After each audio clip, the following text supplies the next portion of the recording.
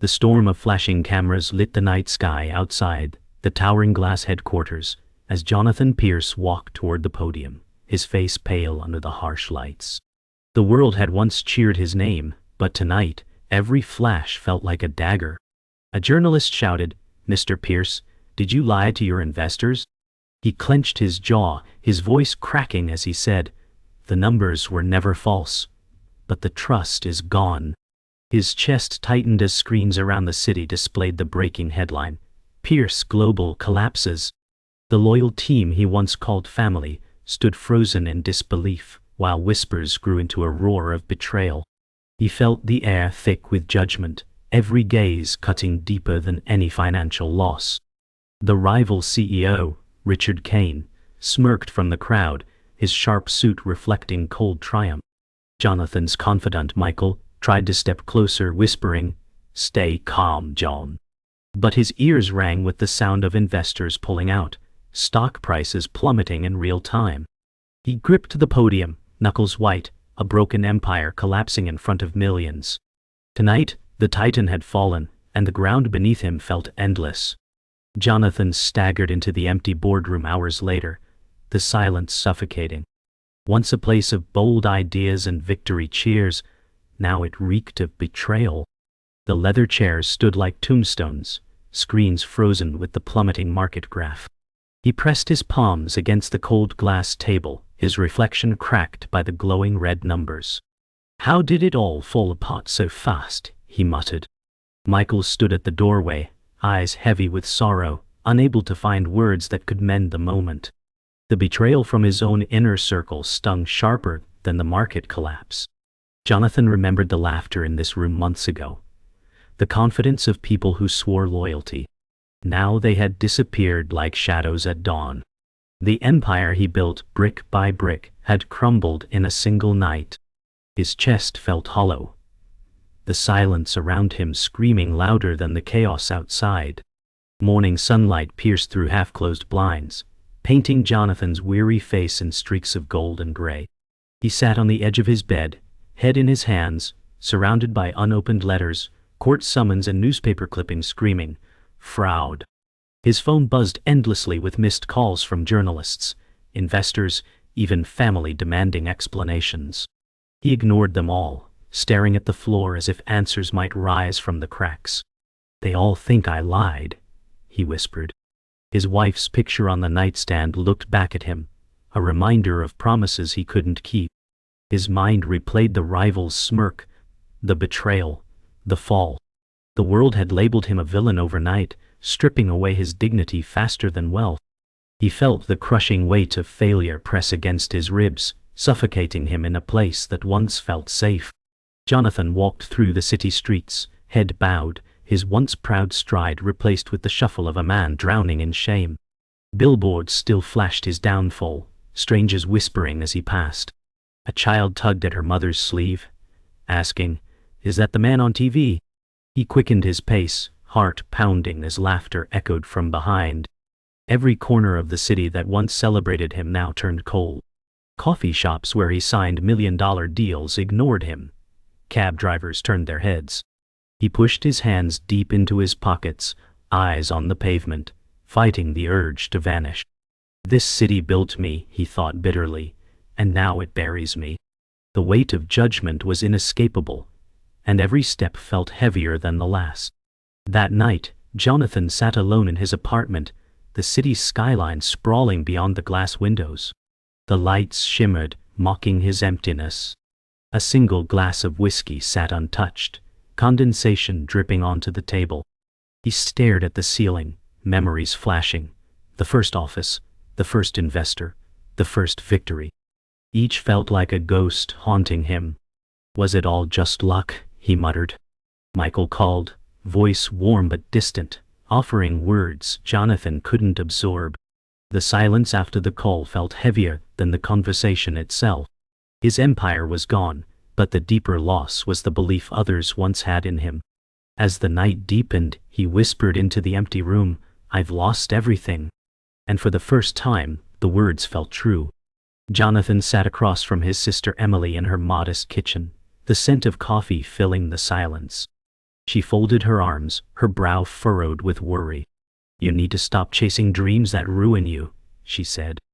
Jonathan forced a weak smile, but his eyes betrayed the storm within. Bills lay scattered on the table, bold red letters screaming overdue. He whispered, "I can't stop now, Emily. This dream is all I have left." Her lips tightened, her protective nature clashing with his stubbornness. Outside, rain drummed against the window, a somber rhythm echoing their tension. Jonathan's reflection in the glass looked like a ghost of his former self, hollow-eyed and weary. Emily's sigh carried more love than anger, but her doubt pierced him deeper than the headlines. The fear of losing her belief weighed heavier than bankruptcy. The courtroom echoed with the shuffle of papers and the cold voices of attorneys. Jonathan stood before the judge, his suit ill-fitted, his face pale. The prosecutor's words cut sharp. "Bankruptcy proceedings have begun." Jonathan lowered his head, his heart pounding with shame. Rows of onlookers whispered, their gazes heavy. He could almost hear their judgments louder than the gavel. His lawyer spoke softly beside him. "Well managed, but it will take everything." The echo of the statement hollowed him out. The fall from private jets and boardrooms to pleading for survival in a courtroom felt surreal. Jonathan clenched his fists, trying to keep his breathing steady, but the walls felt like they were closing in. He was no longer the master of his empire. He was a man stripped bare before the world. Michael sat with Jonathan in a small cafe, steam rising from untouched cups of coffee. The loyal confidant leaned forward, his voice steady. "John, I still believe in you. This isn't the end." Jonathan stared at the table, his hands trembling, shame etched into every line of his face. He muttered, "Why would you still stand by me after everything collapsed?" Michael's expression softened. "Because I know who you are, and I know you'll rise again." Jonathan lifted his eyes, a flicker of hope piercing the despair. The world outside bustled, indifferent to their conversation, yet in that quiet corner, loyalty became his lifeline. For the first time in days, Jonathan breathed deeply, the crushing weight on his chest slightly easing. Later that evening, Jonathan's father, Robert, confronted him in their family living room. The older man's voice was laced with frustration and fear. "You're destroying yourself, son.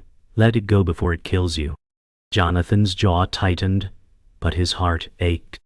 "Dad, you don't understand. This is my life's work." Robert's stern eyes softened with sorrow, the weight of a father's worry outweighing his anger.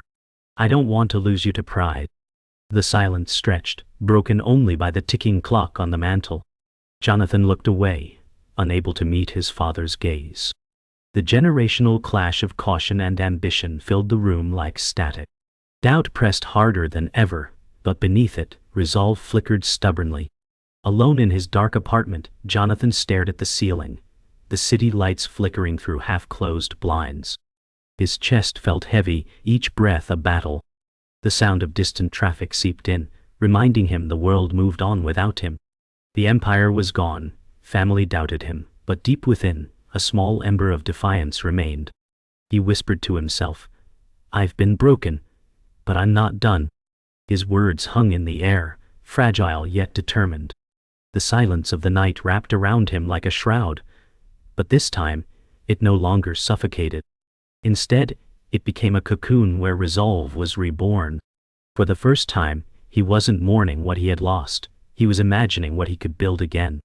Jonathan sat hunched over a second-hand desk in a cramped co-working space, the hum of cheap fluorescent lights buzzing overhead. His laptop screen flickered with drafts of business plans, each rejection email stinging like salt in a wound. He rubbed his eyes, muttering, "I've built an empire before, I can do it again." Yet doubt gnawed at him like a shadow at the edge of his vision. Around him, younger entrepreneurs laughed over coffee, their confidence a sharp contrast to his quiet desperation. He typed furiously, each keystroke carrying the weight of survival. The walls seemed to close in, but he refused to stop. His hands trembled as he pressed send on another pitch, knowing it would likely be ignored. Failure lingered everywhere, but he forced his lungs to inhale hope.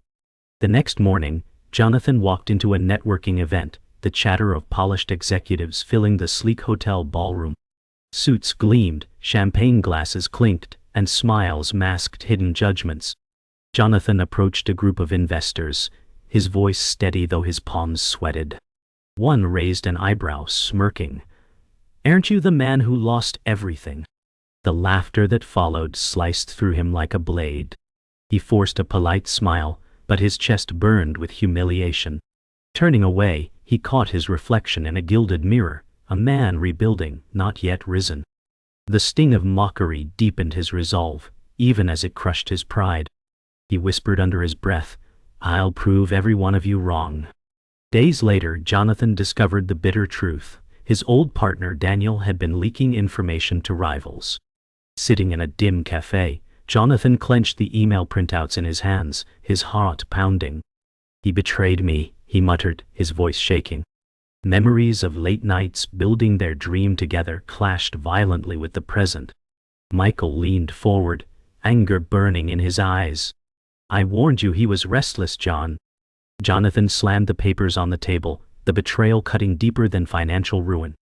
Trust, the last fragile thread he clung to, had been severed. The realization that someone he once called brother had fed his rival left him trembling. Betrayal was no longer an abstract fear. It was a scar etched into his very soul. Richard Kane stood on stage at a glittering industry conference, announcing his latest triumph. The rival's polished voice boomed, "Innovation belongs to those who seize opportunity." Jonathan, watching from the crowd, felt every word like a dagger. Kane's smirk was aimed directly at him, as if mocking his fall. Applause thundered, filling the hall with hollow celebration. Jonathan gripped his seat, nails digging into the fabric, fury rising with each cheer. He whispered, "You stole everything." The betrayal of Daniel, the collapse of his empire, all now paraded as Kane's glory. Rage mingled with despair, but beneath it pulsed a fire. The hall blurred as his vision sharpened. He wasn't done yet. The rival's triumph would not be the final word. That night, Jonathan returned to his apartment, exhaustion weighing on every step. Yet instead of collapsing, he spread papers across the table. Sketches, strategies, scraps of half-formed ideas. He muttered, "If they want me buried, I'll rise higher." His eyes burned with determination, shadows stretching across the room like allies rallying to his side. The betrayal, the mockery, the rival's smirk, all became fuel. He wrote with fevered intensity, his pen scratching against paper like the rhythm of defiance. The city lights beyond his window pulsed as if echoing his resolve. Alone but unbroken, Jonathan began to rebuild, not for the world's approval, but for himself. This was no longer survival. This was the rebirth of a warrior. Jonathan sat alone in a quiet library, the scent of old books wrapping around him like a reminder of forgotten wisdom. His eyes drifted to a man seated across the room, Samuel Hart, a retired entrepreneur known for guiding fallen leaders back to strength. The older man, late 60s with silver hair and sharp eyes, studied Jonathan with calm authority. "You've lost much," Samuel said, his voice gravelly yet steady. Jonathan leaned forward, the weight of failure pressing on his shoulders. "I've lost everything." Samuel shook his head slowly. "No, you've only lost illusions. What matters can still be rebuilt." The words cut through the fog of despair, both comforting and unsettling. For the first time in weeks, Jonathan felt he wasn't invisible. Someone saw him not as a failure, but as a fighter waiting to rise again. The conversation deepened as Samuel leaned back, his fingers steepled. "Your empire collapsed because you built it on speed, not stability," he said. Jonathan clenched his jaw, defensive instinct rising. "I did what I had to do." Samuel's eyes narrowed, not unkindly, but piercing.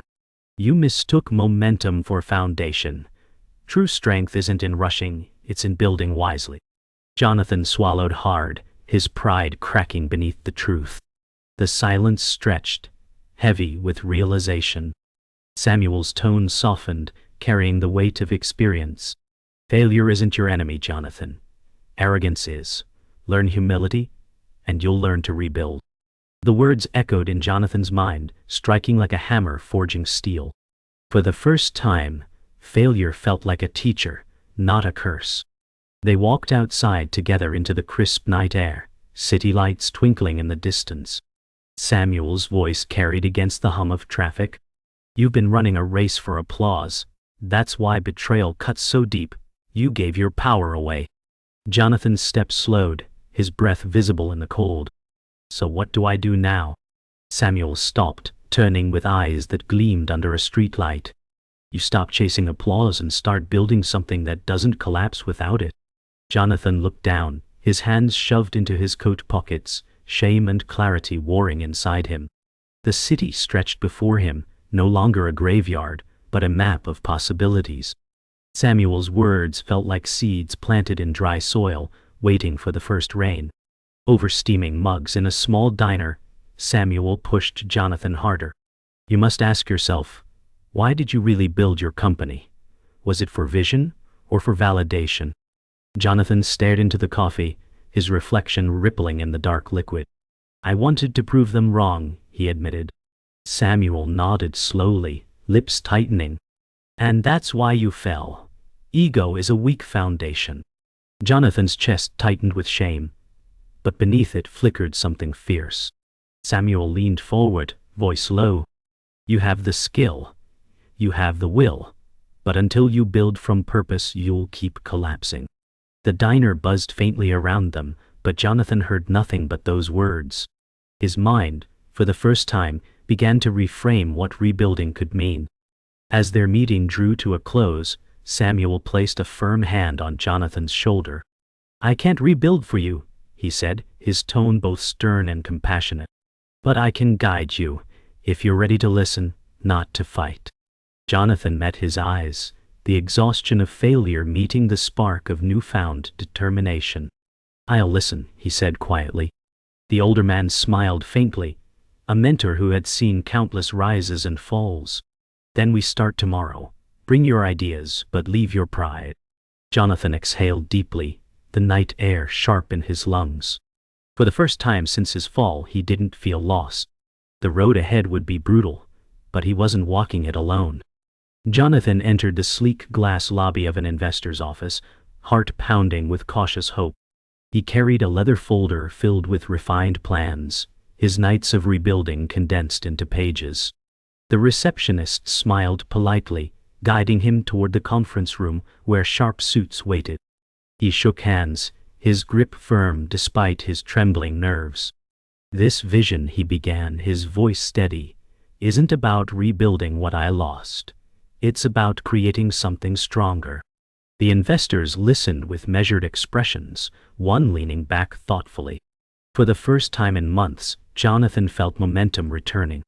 Their nods, their scribbled notes, the silence of consideration, it was different from dismissal. For a fleeting moment, the possibility of a second chance glimmered like light breaking through storm clouds. Inside the conference room, Jonathan stood before a digital screen, presenting with quiet fire.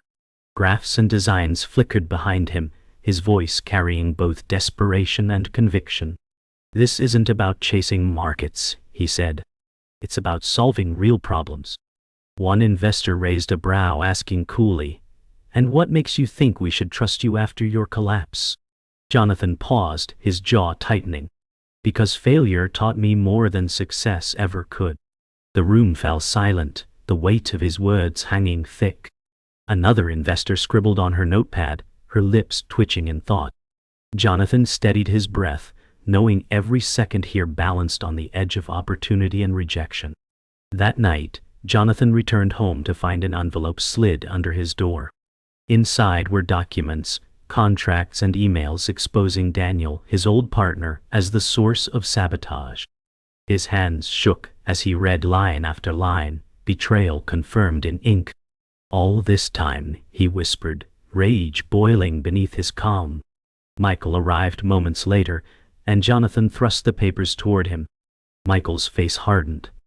"He sold you out for Kane's money." Jonathan's stomach knotted, his mind replaying every moment of trust now shattered.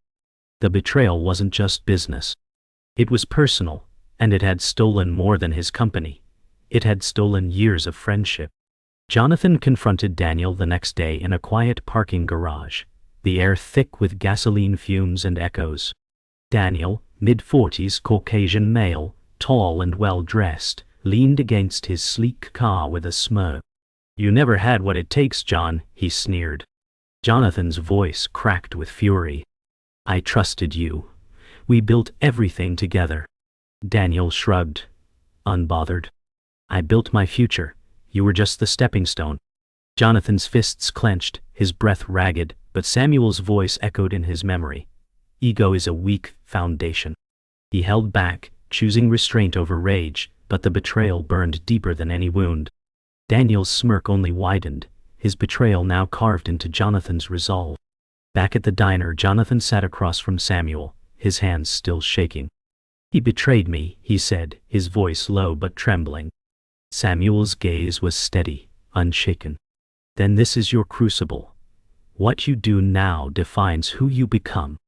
Jonathan pressed his palms against the table, his heart torn between vengeance and vision. "I want to fight him," he admitted, teeth clenched. Samuel leaned forward, eyes sharp. "Fight, yes, but not with fists, with purpose. Outbuild him, outlast him, show him betrayal cannot break you." The words ignited Jonathan's chest, the pain of betrayal now transforming into fuel. The lesson was brutal but clear. His enemy wasn't just Daniel or Cain. His enemy was surrender. Jonathan stood in his apartment, papers spread like a battlefield across the table. The air was thick with tension, his mind replaying Samuel's words. "Outbuild him." His hands trembled as he arranged prototypes, graphs, and pitches, each page a weapon for the war ahead. He rehearsed aloud, voice cracking then sharpening with resolve.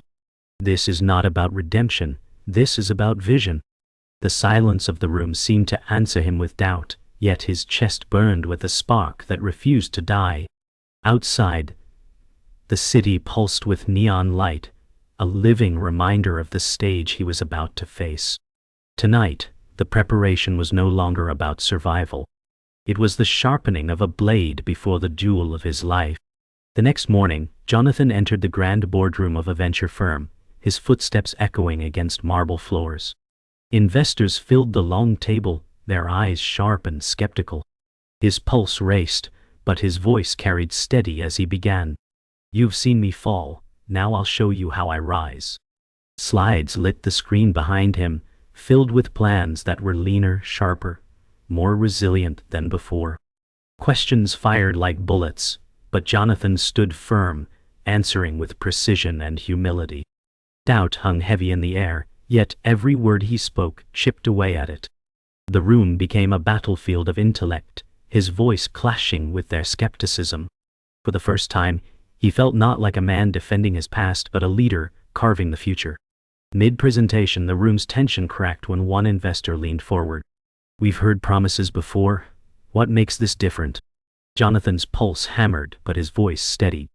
"Because now, I've faced ruin, and I know what must never break again." Silence stretched, thick and weighty. He clicked to the final slide, a vision of a company built not on speed but stability, not on ego but endurance.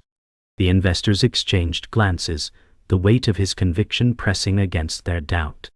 In that moment, Jonathan realized the pitch wasn't about money alone. It was about reclaiming dignity, purpose, and a chance to rewrite his story. His heart pounded like a drum, but this time it beat with power, not fear. Later that evening, Jonathan confronted Richard Cain at a charity gala, chandeliers gleaming above. The rival sipped champagne, smug smile never fading. "Still trying to claw your way back?" Cain sneered. Jonathan's jaw clenched, but his reply was steady. "Not clawing, building, something you'll never understand." Their eyes locked, two forces colliding in silence before the crowd's laughter swirled around them. Cain leaned closer, voice venomous. "You were always chasing my shadow." Jonathan's chest burned with rage, but his voice stayed calm. "No. I was learning how to outgrow it." The confrontation wasn't fists or fury. It was resolve sharpened to steel. In Cain's smirk, Jonathan no longer saw victory, he saw fear disguised as arrogance. Back in his apartment, Jonathan stood by the window, the city alive beneath him. His chest heaved, exhaustion and triumph colliding in a single breath. Tonight he had faced investors' doubt and his rivals' venom, and for once he had not bent.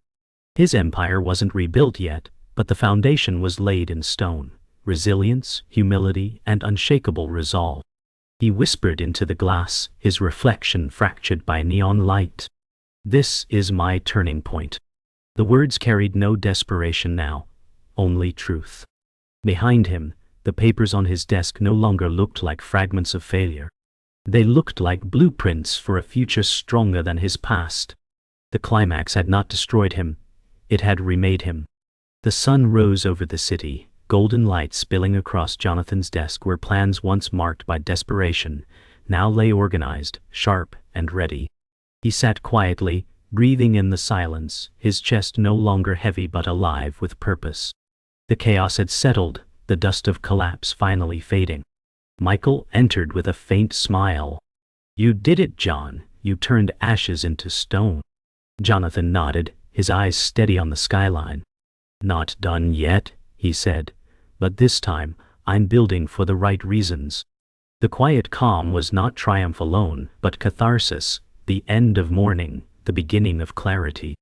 In this stillness, Jonathan realized he no longer feared failure. He had already walked through its fire and emerged tempered. Later that day, Jonathan and Michael walked through their new small office, bare walls echoing with promise. Desks stood empty, but the space buzzed with potential.